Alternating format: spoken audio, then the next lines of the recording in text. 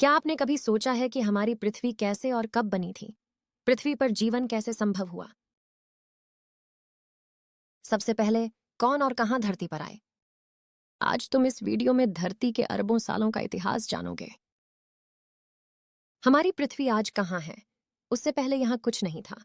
अर्थात यह हमारा पूरा सौरमंडल नहीं था और मानव जीवन का कोई अस्तित्व नहीं था। सब यह ब्रह्मांड का एक हिस्सा था। मैं नहीं कह रहा हूं यह, लेकिन दुनिया के कई महान वैज्ञानिक ने अपने शोध में यह कहा है।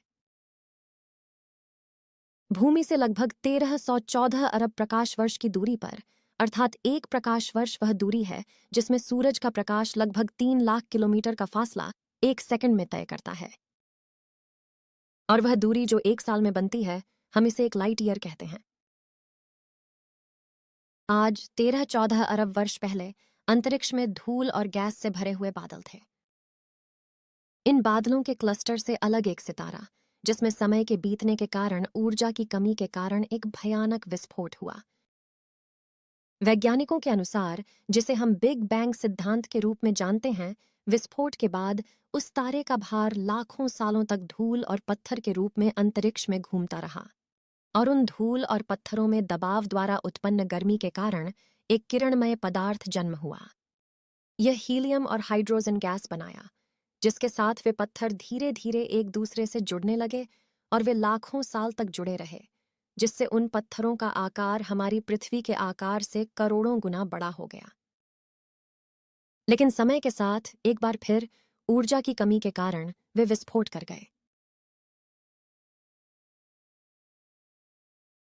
धूप में मजबूत किरणों ने हीलियम और हाइड्रोजन गैस उत्पन्न की, जिनसे गुरुत्वाकर्षण और ऊर्जा के कारण अंतरिक्ष में चक्रवाती उल्काएं सूर्य के चारों ओर घूमना शुरू हो गईं। सूर्य का ग्रहमंडल अंतरिक्ष में एक दूसरे से टकरा गया, जिससे पृथ्वी, मंगल, बुध, शुक्र और अन्य ग्रह बने। अब कुछ एस्टेरॉयड सूरज के चारों ओर गुरुत्वाकर्षण और ऊर्जा के कारण पृथ्वी को आकर्षित कर रहे हैं। उनके पास जो धरती पर आग के एक गोले के रूप में गिरना शुरू हुआ। उसी समय सूर्य के चारों ओर घूमते हुए एक ग्रह नामक थिया पृथ्वी की सतह में प्रवेश किया और पृथ्वी से टकरा गया, जिससे चांद बना। उस समय पृथ्वी का तापमान लगभग 2000 डिग्री सेल्सियस था, जैसे एक आग का गोला, क्योंकि पृथ्वी पर आग की तरह गोलकार बादल थे और नमक, पानी और खनिज के तत्व उन बादलों में मौजूद थे, और यह प्रक्रिया लाखों सालों तक जारी रही। समय बीतता गया और धीरे धीरे बादल कम गिरने लगे। मृदा में मौजूद रेडियोधर्मी पदार्थ के कारण धरती पर पाए जाने वाले भारी धातुओं और पदार्थों ने धरती के केंद्र में जाना। धीरे धीरे धरती ठंडी होने लगी और नमक और पानी के तत्व धरती पर तैरते बादलों में मौजूद होने लगे, पानी के रूप में पिघलना शुरू हो गए, जिससे पानी पृथ्वी पर बनना शुरू हुआ।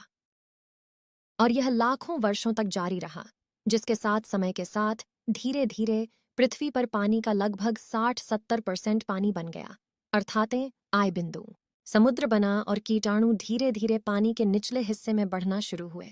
बैक्टीरिया ने पानी में मौजूद खनिजों और सूरज के प्रकाश का उपयोग करके अपना भोजन बनाया, और ऑक्सीजन के रूप में वे अपने खुद के मल को उत्पन्न करते थे। पृथ्वी के केंद्र में मौजूद रेडियोएक्टिव पदार्थ के कारण पृथ्वी के भीतर की मध्य भाग में हीट बनी रही। पृथ्वी की ऊपरी सतह पर पानी की मौजूदगी के कारण धरती की मध्य में उष्णता ने उसकी विशालकाय तह में एक खाई बना दी, और उन खुदराओं से करोड़ों करोड़ों जुगनू फूटने लगे और पृथ्वी की सृजना शुरू हुई।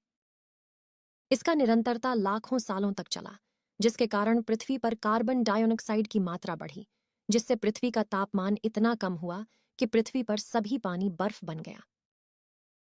लेकिन समय के साथ फायरफ्लाइज धीरे धीरे कम और ज्यादा फटना शुरू हो गए, जिसके कारण पृथ्वी का तापमान हमेशा कम हो रहा था। कहीं जगह पर बर्फ पानी में बदलने लगी और कहीं जगह पर पानी बर्फ में बदलने लगा। क्योंकि पृथ्वी के कोर में मौजूद तापमान कम नहीं होता है, इसलिए आज भी कहीं न कहीं प्रकाशमान लावा प्रवाहित होता है, जैसे कि एक ज्वालामुखी से। समय के साथ पानी के निचले हिस्से में बढ़ रहे बैक्टीरिया से जो ऑक्सीजन छोड़ा जाता है, वह अपारित होने लगा।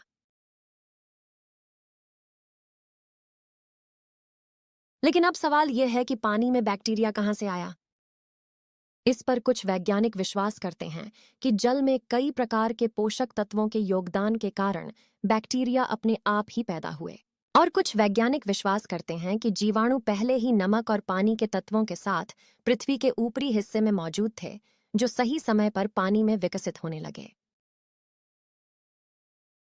बैक्टीरिया अपने आप में अकेले थे, लेकिन वे अपने खुद के कॉपी बना सकते थे, जो उनकी संख्या बढ़ाने लगी। और समय के साथ धीरे धीरे ये बैक्टीरिया अपने आप को पर्यावरण में एक दूसरे से जोड़ने लगे, जिसमें परिवर्तन के साथ नई बैक्टीरिया की उत्पत्ति हुई, जो उनसे ज्यादा शक्तिशाली थीं।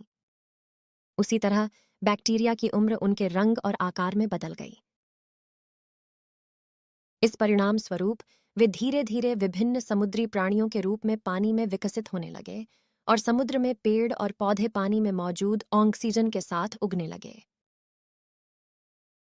समय के साथ प्रकृति और पर्यावरण में परिवर्तन होने लगे, जिससे उनके शरीर में एक आंख की उत्पत्ति हुई, और फिर उन्होंने समुद्र की दुनिया को देखना शुरू किया।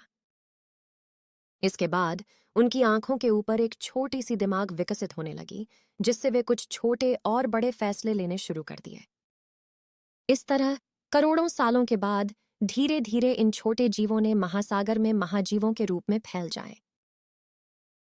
अर्थात भूमि पर ऑक्सीजन और परिवर्तनशील पर्यावरण के कारण भूमि की ओजोन परत पतली होने लगी, जिसके कारण पेड़ और पौधे भूमि पर बढ़ने लगे और धीरे धीरे घने जंगलों के रूप में फैलने लगी। पृथ्वी की ऊपरी परत पानी से संपर्क में आने लगी और समुद्र से जीवों की उत्पत्ति होने लगी, जो पृथ्वी के पर्यावरण के अनुसार अपने रंग और आकार में परिवर्तित हो रहे थे। कुछ में से कुछ में कुस्तरों के रूप में पृथ्वी के अंदर रहने लगे, और कुछ में से कुछ मेघा क्रीचरों जैसे मगरमच्छ, छिपकलियां और डायनासोर के रूप में पृथ्वी से आकाश में फैलने लगे। कुछ इन जानवरों ने अन्य जानवरों का शिकार किया, और कुछ पेड़ और पौधों ने अपना भोजन बनाया।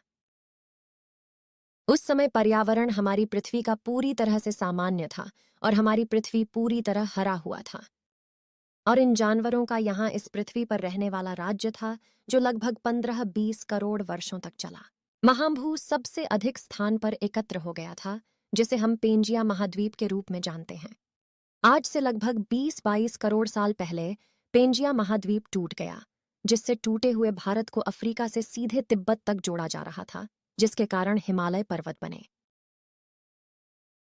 और समुद्री प्राणियों को कई हिस्सों में बांटा गया, और पृथ्वी का अधिकांश पानी से संपर्क में आया, और पृथ्वी पर पेड़ और पौधों का क्षेत्र फैला हुआ था। और लगभग 6.5 करोड़ साल पहले एक बार फिर से एक दूरवासी गांव से अंतरिक्ष, लगभग एवरेस्ट पर्वत के पास, हमारी पृथ्वी की सतह में प्रवेश किया। और जैसे ही यह पृथ्वी की सतह में प्रवेश किया, इसकी गति 80,000-90,000 किलोमीटर प्रति घंटा बढ़ गई, जिस कारण से जलती हुई आग का प्रकाश और आग का गर्माहट पृथ्वी की ओर गति में हो रहा है। तेज गति पर जानवरों द्वारा महसूस की गई, और उसकी ओर देखा या इसे देखने की कोशिश की, जिसके बाद उन्हें कुछ भी दिखाई नहीं दे रहा था। उनकी आंखों की चमक उनसे चली गई थी। पृथ्वी का मौसम बहुत भयानक हो गया था। केवल जानवरों के चीखने की ध्वनि सुनाई दी। और थोड़ी देर बाद जब वह दूर के गांव एक आग की गोले के रूप में पृथ्वी पर गिर गया, लगभग 20-25 हजार डिग्री सेल्सियस के बारे में, इसका बनना लगभग 180 किलोमीटर चौड़ा हो गया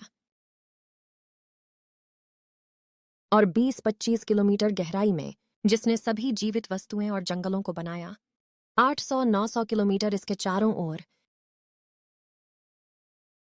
जो आज के समय के अनुसार था लाखों एटॉमिक बमों की तरह फटने के बारे में। एक समय पर धरती पर इसने धरती पर एक भूकंप को उत्पन्न किया, और समुद्र में एक सुनामी, और यहां तक कि रेडियो एक्टिव सामग्रियों को भी प्रभावित किया। और पृथ्वी के केंद्र में गर्मी, जिस कारण आग फैलने लगी। कार्बन डाइऑक्साइड की मात्रा इतनी बढ़ गई, वह जहां भी वह जहरीली गैस और धुंध निकली, धुआं और आग के गोलेबारी अंतरिक्ष में उड़ना शुरू हो गए। और लगभग 40-45 मिनट बाद जब वे पृथ्वी पर वापस आने लगे, सर्वाइविंग सेलेस्टियल बींग्स भी मार दिए गए। और इसे पुनः प्राप्त करने में लाखों साल लगे। लेकिन उस समय कुछ जीव धरती के अंदर बसे थे, वे बच गए, जिन्हें हमारे पूर्वजों के नाम से जाना जाता है। समय और पर्यावरण में परिवर्तन के साथ उनका रंग और आकार बदलते रहे, जो धीरे धीरे उन्हें अर्डिपिथेकस रेमेडियोस में बदल गया, जो बंदरों की तरह की जाती थी। उस समय वे जंगलों में रहते थे और पेड़ों और पौधों से अपना भोजन करते थे। लेकिन समय के साथ प्रकृति और पर्यावरण में हुई परिवर्तन ने अफ्रीका के लगभग सभी जगहों में सूखे का कारण बनाया, जिससे जंगल की स्थिति में सूखापन आने लगा और जंगलों में बसे लोगों को भोजन और जीने में समस्याएं होने लगीं। इसलिए वे खाने की तलाश में बाहर जाने लगे। कभी कभी उन्हें खाने के लिए कुछ मिल जाता था, कभी कभी उन्हें खाली हाथ लौटना पड़ता था।